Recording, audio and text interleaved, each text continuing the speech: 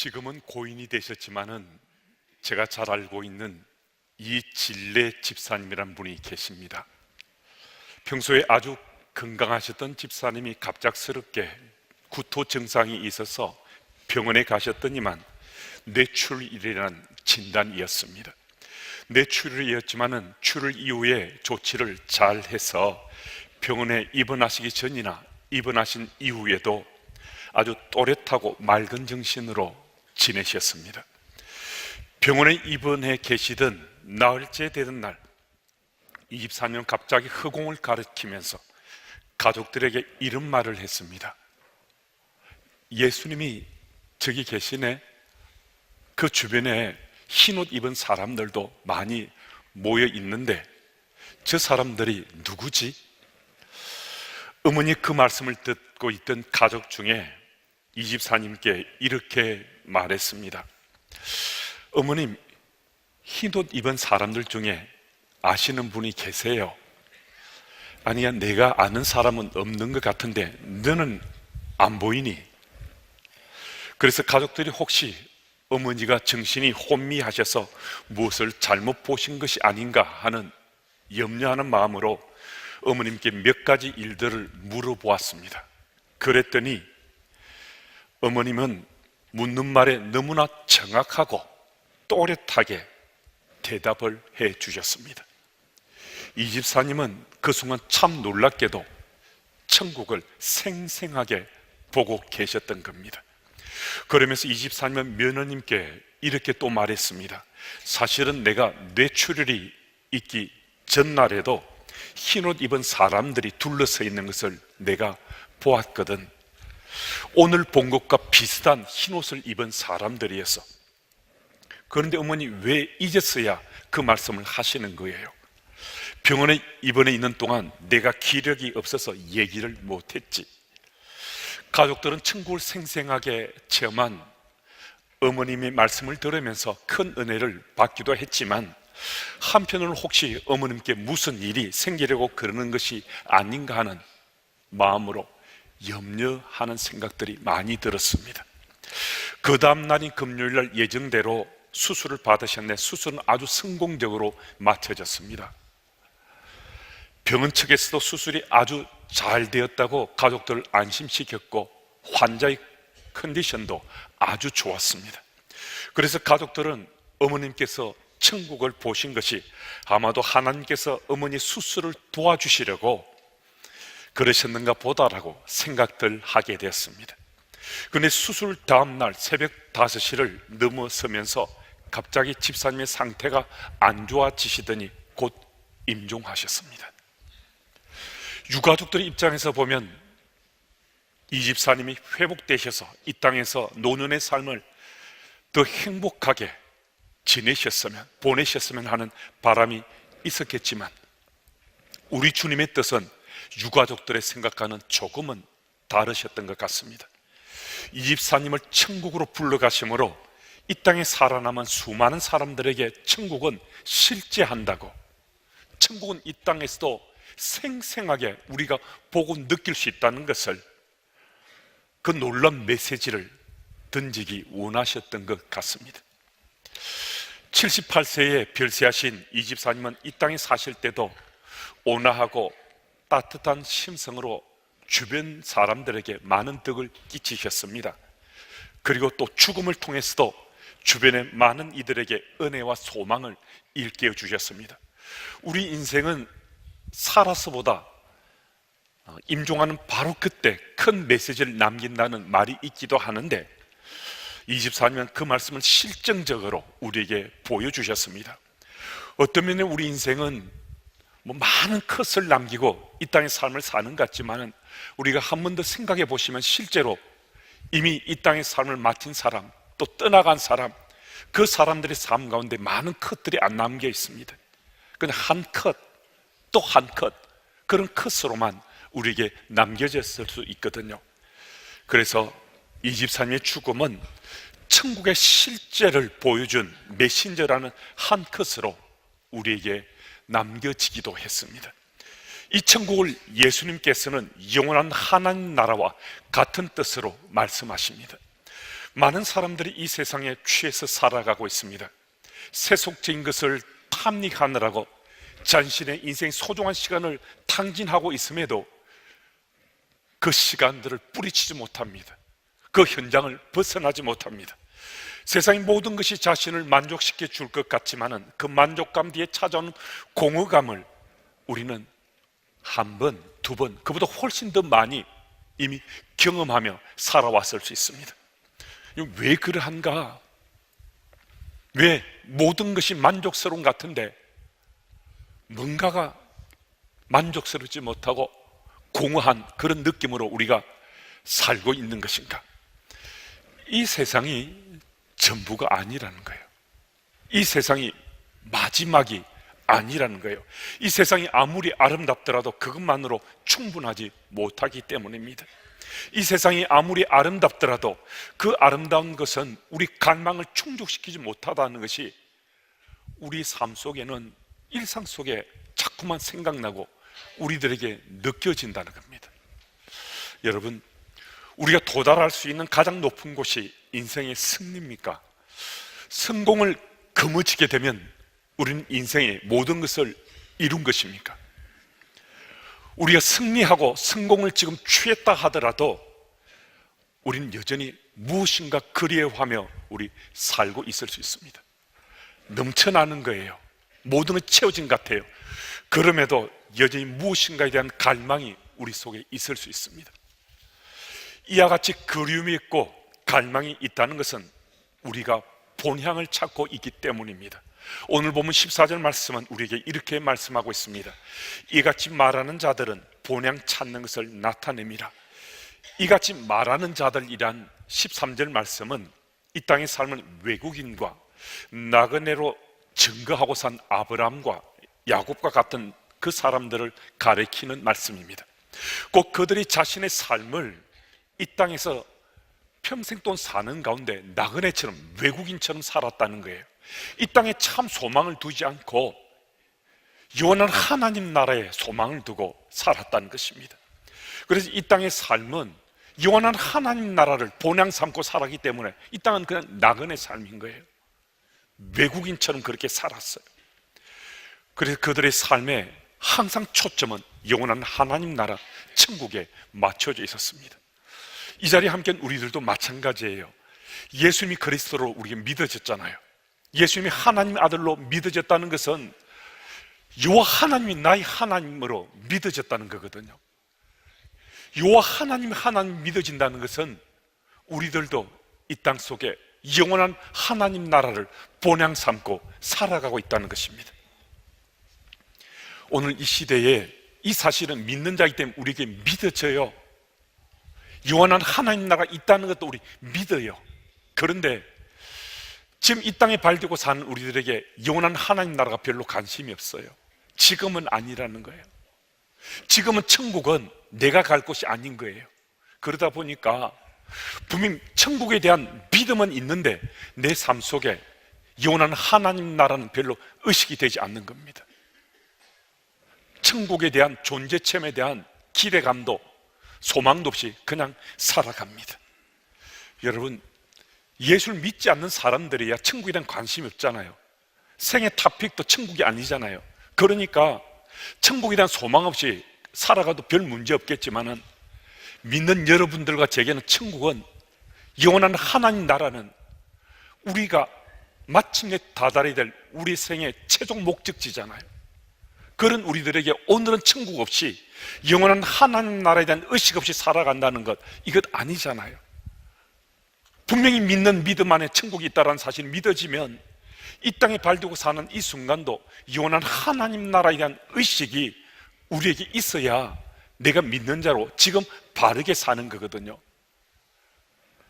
여러분, 혹시 지금 내 믿음의 삶 가운데 천국이 실종된 것처럼 살고 있지 않습니까? 영원한 하나님 나라가 나하고 전혀 상관없이 천국을 상실하고 우리 지금 살고 있지 않습니까?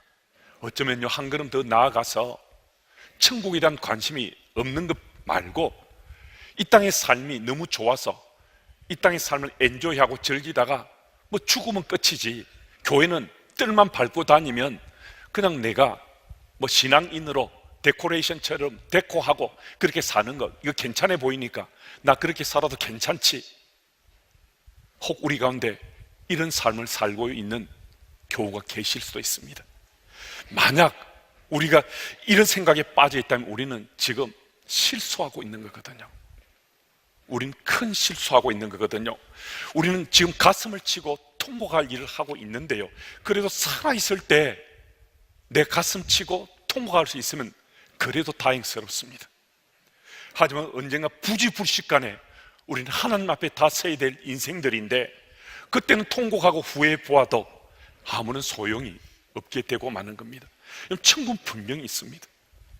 천국 실제 하는데 우리는 이진래 집사님처럼 살아생전 생생하게 그 천국의 실제를 느끼거나 직접 목격하고 그렇게 살지 못할 뿐이지, 믿는 자로 살아간 우리들의 삶 가운데 천국이 실제하지 않는다면 여러분들이 믿는 하나님이나 제가 믿는 하나님은 가짜예요. 그런 하나님은 우리 믿을 필요가 없어요. 요 하나님이 하나님으로 믿어진다는 것은 영원한 하나님 나라가 실제한다는 거거든요. 실존한다는 것을 우리가 믿는다는 거예요. 우리는 우리 생애 현장에서 24님 같이 생생하지 못하다는 그런 핸디캡이 있지만은 믿는 우리 믿음 가운데 천국은 다 있다는 거예요. 예수께서 요한복음 17장 3절 말씀을 통해서 영생은 곧 유일하신 참 하나님과 그가 보내신 자 예수 그리스도를 아는 것이다 라고 말씀합니다. 예수께서 영원한 생명을 갖는 것은 하나님에 관해 아는 것이라 말씀하지 않고 하나님을 아는 것이다 라고 말씀했습니다. 하나님 관해서 아는 것은 하나님 존재 체험 없이도 가능하지만은, 하나님을 아는 것은 실제 삶에서 하나님의 임재와 하나님의 은혜와 하나님의 능력을 체험해야 가능합니다. 어느 순간 실제 삶에서 하나님의 임재와 하나님의 은혜와 하나님의 능력을 체험하게 되면 영원한 하나님 나라를 우리는 의식하며 살게 된다는 것입니다. 무슨 말씀이신가? 영원히 우리 시간 속으로 들어오게 되었다는 겁니다. 예수께서 이 땅에 오심으로 영원한 하나님 나라가 여러분과 제 삶의 실제 속으로 들어오게 되었다는 겁니다. 그래서 예수께서는 공생의 사역 가운데 가장 중시한 것이 우리가 영원한 하나님 나라에 들어가는 것보다 영원한 하나님 나라를 우리에게 가져오시는 것을 더 아주 강하게 말씀을 통해서 말씀하셨습니다. 마태복음 6장 9절 10절 말씀은 우리 함께 읽겠습니다. 우리 함께요. 하늘에 계신 우리 아버지여, 이름이 거룩히 여김을 받으시오며 나라가 임하시오며 뜻이 하늘에서 이루어진 것 같이 땅에서도 이루어지이다. 아멘. 그래서 예수께서는 하나님 나라가 내 삶에, 내 가정에, 내 일터에, 내가 속한 소그룹에, 또 내가 머물고 있는 동네에, 내가 출석하는 이 교회에 하나님 나라가 내려오도록 기도하라고 가르쳤습니다. 그래서 우리가 이 땅에서 영원한 하나님 나라를 의식하며 살다가 언젠가 주께서 우리를 부르시면 영원한 하나님 나라에 입성하기를 소원하며 우리 보고 살아라 라고 말씀하셨습니다. 하지만 우리 실제 상황은 영원한 하나님 나라를 의식하며 살기보다는 영원한 하나님 나라, 천국이란 이 단어가 주는 뉘앙스 때문에 부담스러워하면서 우리가 살고 있을 수 있습니다.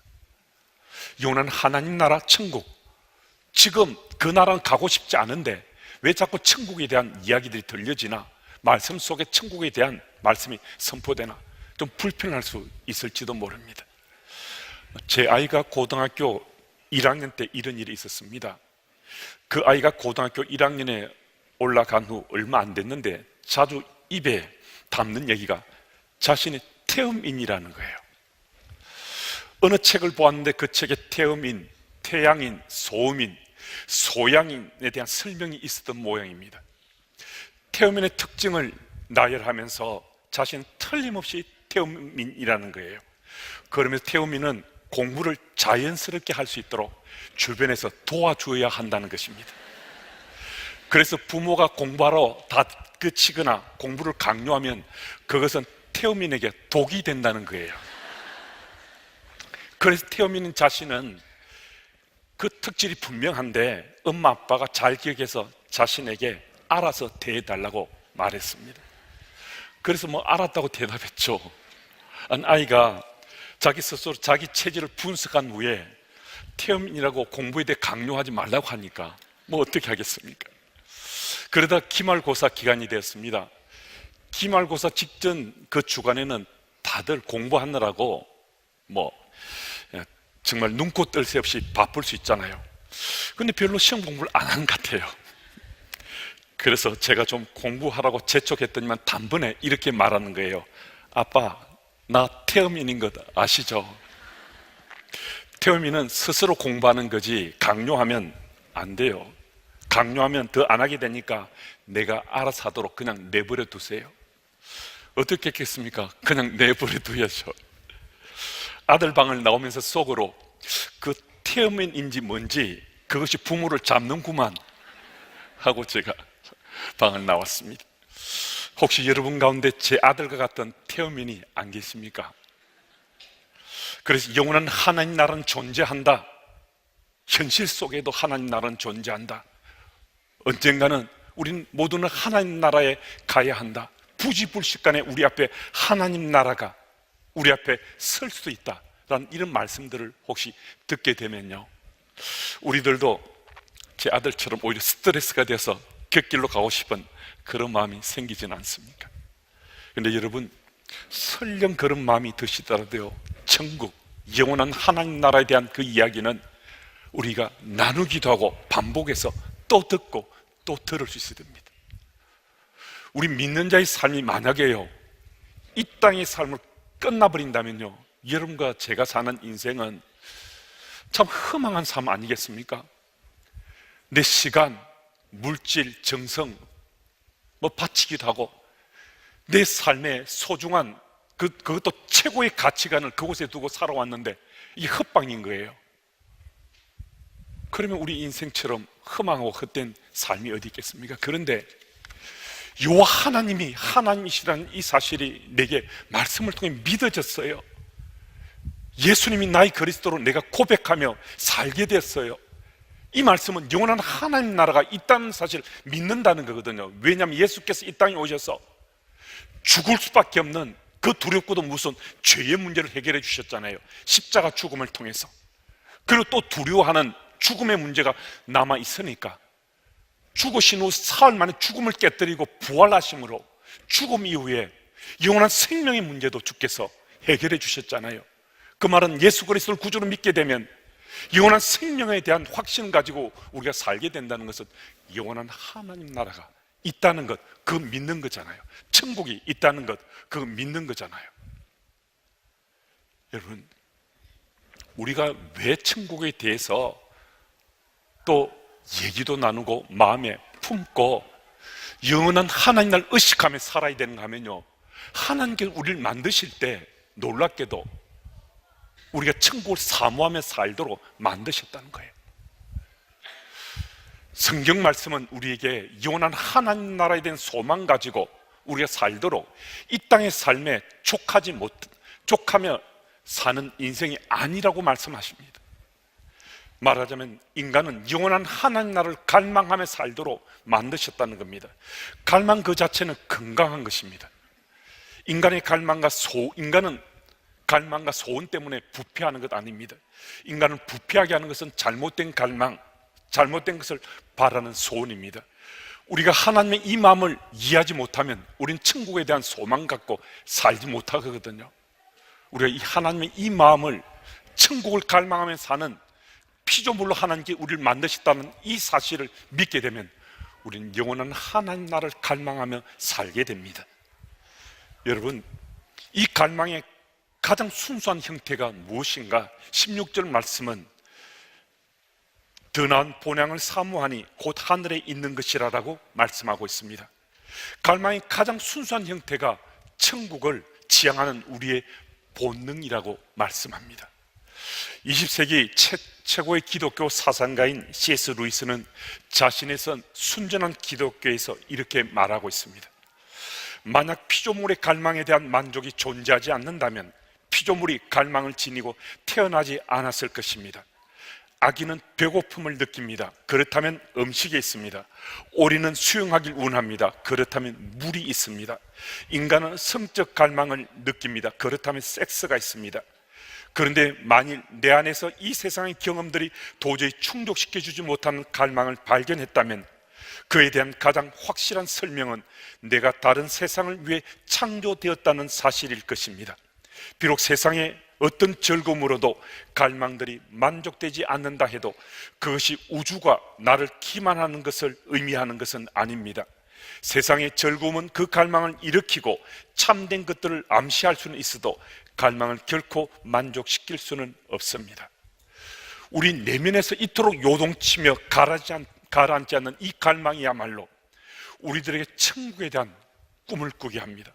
우리 본능이 천국을 지향할 때 우리는 가장 순수한 갈망을 체험하게 된다는 것입니다.